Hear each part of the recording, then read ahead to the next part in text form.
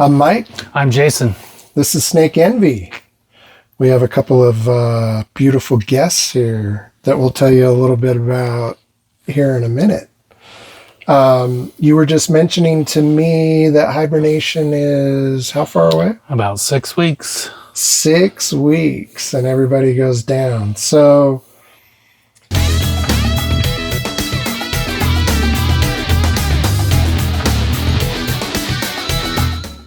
last week when I fed, it was the first week with kind of fall approaching, where I'll bet you 90% of my at least 80% of my snakes didn't eat.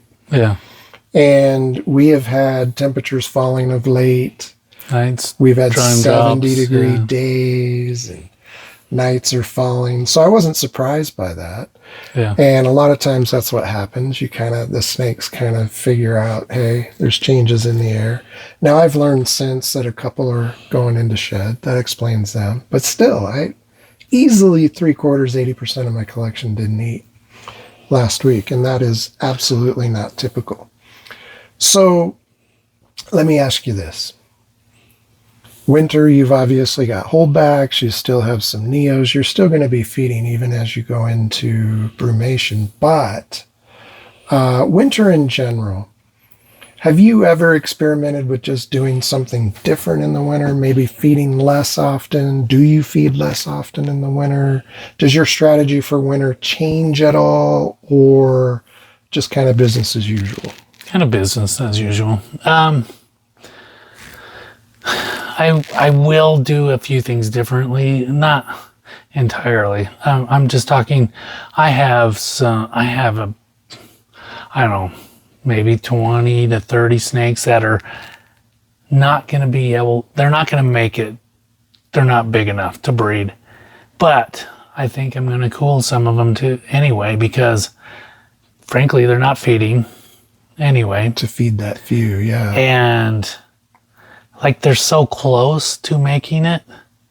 Like, even if I hibernate them, they'll still make it next year. Yeah. So I'm probably going to cool extra stuff this year just to lighten the workload. Last year was the most snakes I had up during the hibernation period, the brumation period. Like, I had 170 snakes in here. I was still raising and feeding, and it's like, this winter's not a vacation. It's like the normal ones. But but no, like, it's going to be great this year. We're looking forward to it. Look forward to a lighter workload over the course of the winter.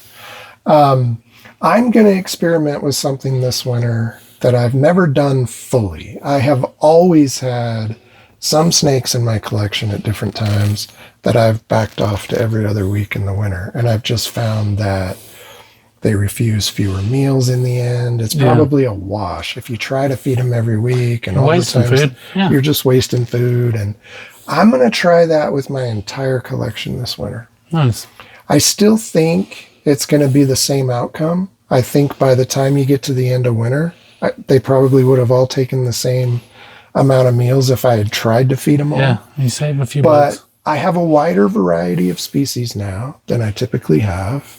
I've got a lot of neos and some yearlings, and they're not going to be hurt by every other week feeding. They'll be just fine.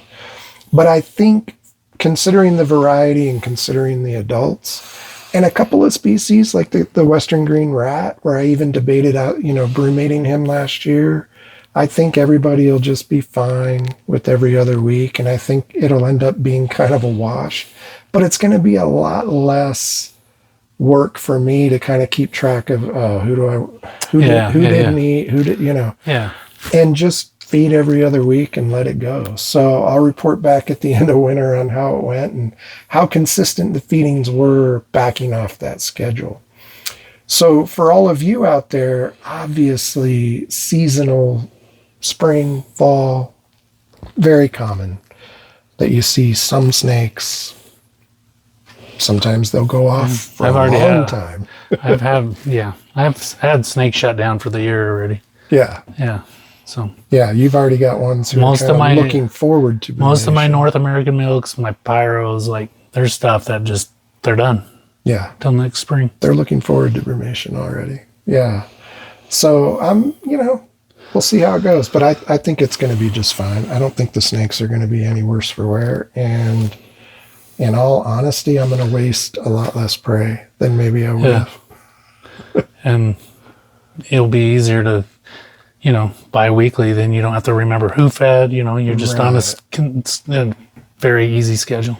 And not have a few on this schedule and most on that schedule. Yeah. I'm just going to do it for the whole winter and see how it goes. I'm excited to just simplify things a little bit, and I don't think there'll be any negative repercussions at all.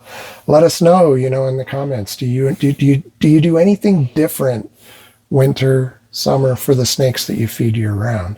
I'm not brooming anybody because I don't breed any of them, and so I am raising up some snakes from our Gopher Gulch project that'll eventually come over here, but they're going to be with me for another at least year, maybe 2 for the majority of them. So they're going to be, they're not brumating. I want them to eat through the winter. I want them to grow and get up to size. So I think it'll work well. All right, why don't you introduce us to these guys? I have told you, but just for everybody out there, I have probably never been more excited to see and handle a snake in my life. These guys, Trans-Pecos rat snakes, Western Texas, these guys, what's the rest of their range? Are they ones that range into Mexico as well? They go into Mexico. They do go into New Mexico. New Mexico, okay. They do go into New Mexico. Not a lot. But primarily West Texas here. Yeah. A very arid region animal. A good friend of me, these are wild caught, and I really don't do wild caught stuff a whole lot. I will for myself for outcrossing stuff typically, like Pitchiophis and gophers and that type of thing. But like, these are kind of just, my friend caught these and they were legally caught. Texas has, you can collect stuff legally. They have permits. I would not taken them illegally. But I've wanted to play with Trans-Pecos Rats snakes again. It's been 20 years. I used to have xanthics and blondes, and these just kind of recently been on my radar the last few years, and an opportunity arose where I was able to get a few to play around with. So we need to go do a West Texas herping trip. Oh, We absolutely have to plan on one this next year because between these guys and gray bands and things like rock rattlesnakes and some of the other rattlesnakes that live in West Texas, it is a pink coach whips. The blood red ones. The coach whips are gorgeous in that part of the country.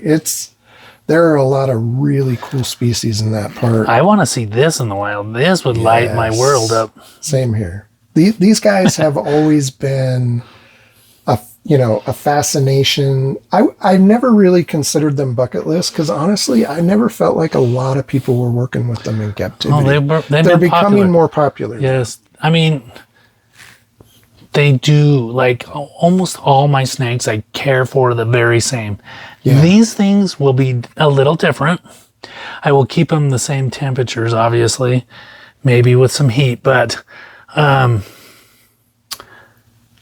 going to go with, I'm just going to give these guys water 1 day a week and give them a lot of ventilation. I think their humidity is not a friend of theirs.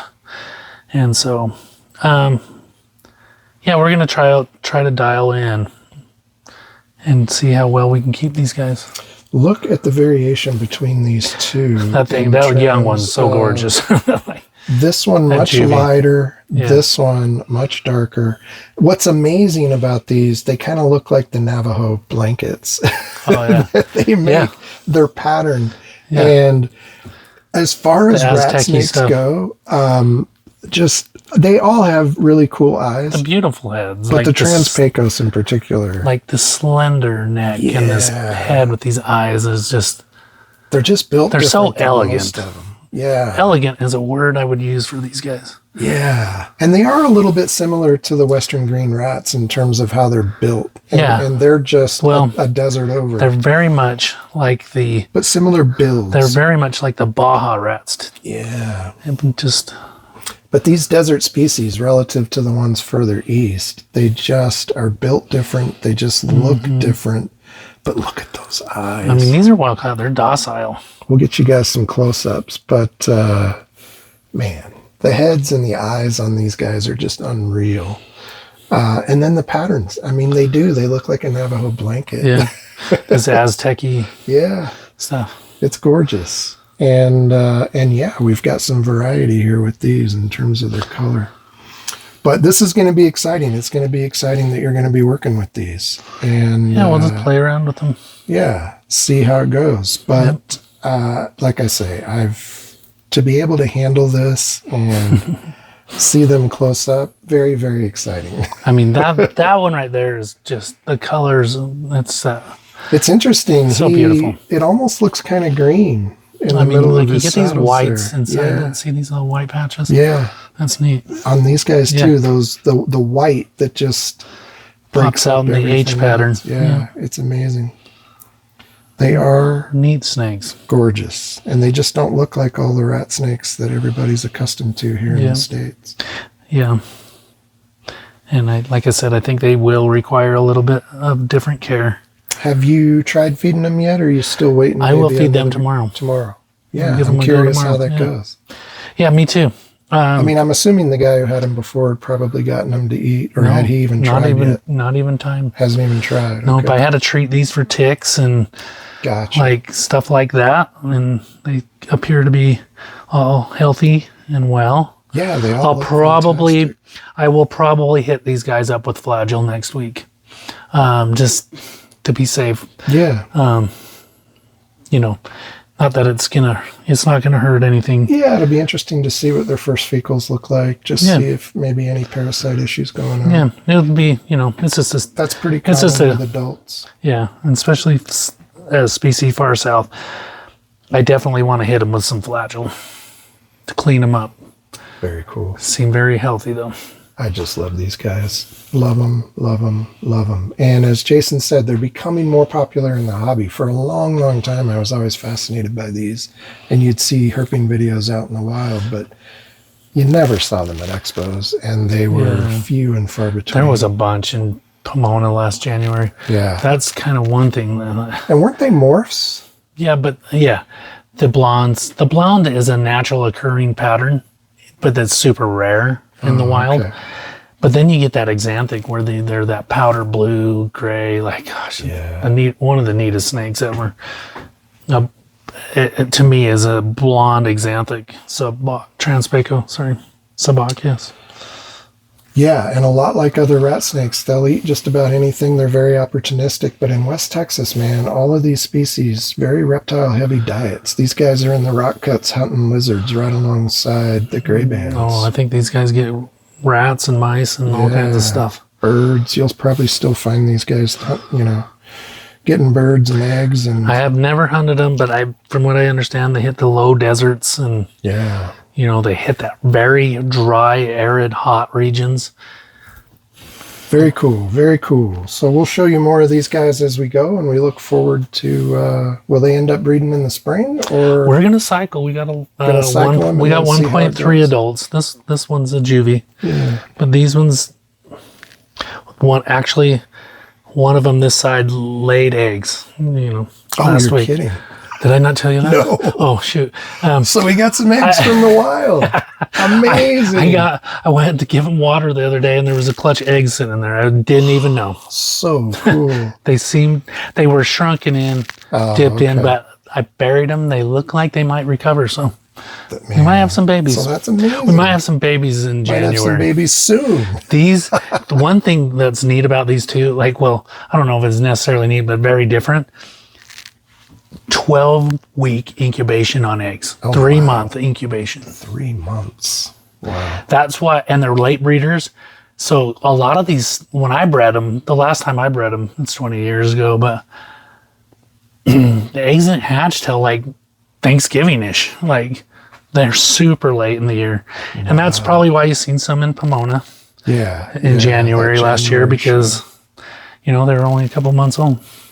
I didn't even remember seeing them. You had to remind me that we saw them there, but it's partly because they weren't these wild type looks. No, They were the morphs. And honestly, for me, that wasn't quite as exciting, and I don't think the memory stuck. But when I was here when you unboxed these, and it was like Christmas morning for me. Yeah, it was fun to be able to see them, hold them. It was neat. Unbelievable. It's neat for me too. Yeah, but look at these greens and yellows and whites.